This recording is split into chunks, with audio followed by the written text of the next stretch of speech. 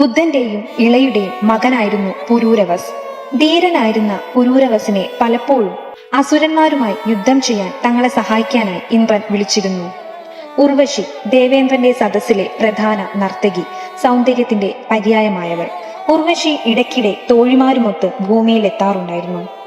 ഇത്തരം ഒരു യാത്രക്കിടെ അസുരന്മാർ ഉർവശിയെ തട്ടിക്കൊണ്ടുപോകാൻ ശ്രമിച്ചു. ഈ ഘട്ടത്തിൽ പുരൂരവസാണ് ഉർവശിയെ രക്ഷിച്ചത്. ഈ സംഭവത്തോടെ ഇരുവരുടെയും മനസ്സിൽ പ്രണയം പൂവിട്ടു. ദേവസദസ്സിൽ ഒരിക്കൽ നാടകത്തിൽ ലക്ഷ്മി ദേവിയായി അഭിനയിച്ച ഉർവശി വിഷ്ണുവിന്റെ പേരായ പുരുഷോത്തമൻ എന്ന് പറയുന്നതിന് പകരം പുരൂരവസ് എന്നാണ് അബദ്ധത്തിൽ പറഞ്ഞത്. ഭരത മഹർഷിയായിരുന്നു ഈ നാടകത്തിന്റെ രചയിതാവ്.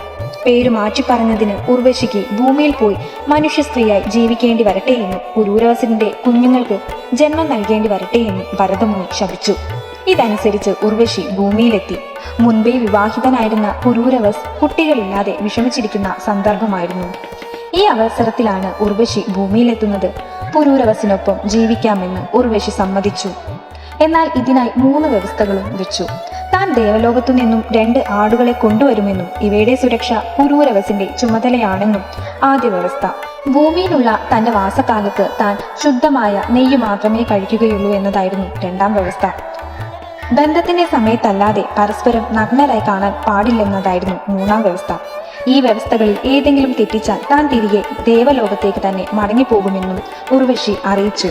ഇതനുസരിച്ച് ഇരുവരും ഒരുമിച്ച് ജീവിതം ആരംഭിച്ചു. ഇവരുടെ ജീവിതത്തിൽ അസൂയ പൂണ്ട ദേവന്മാർ ഇതിന് മുടക്കം വരുത്താൻ ചില ഗന്ധർവന്മാരെ ഭൂമിയിലേക്ക് അയച്ചു. ഇവർ രാത്രി ഉർവശിയുടെ ആടുകളെ മോഷ്ടിച്ചു.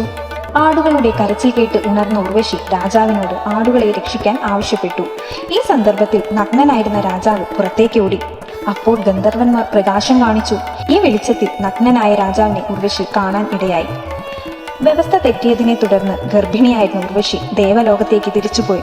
1 വർഷം കഴിഞ്ഞ് കുരുക്ഷേത്രത്തിനടുത്തുള്ള ഒരു സ്ഥലത്തു വരാൻ രാജാവിനോട് ഉർവശി ആവശ്യപ്പെട്ടു. ഇവിടെ വെച്ച് താൻ പ്രസവിച്ച പുരൂരവസിന്റെ കുഞ്ഞിനെ ഉർവശി രാജാവിനെ ഏൽപ്പിച്ചു മടങ്ങിപ്പോയി.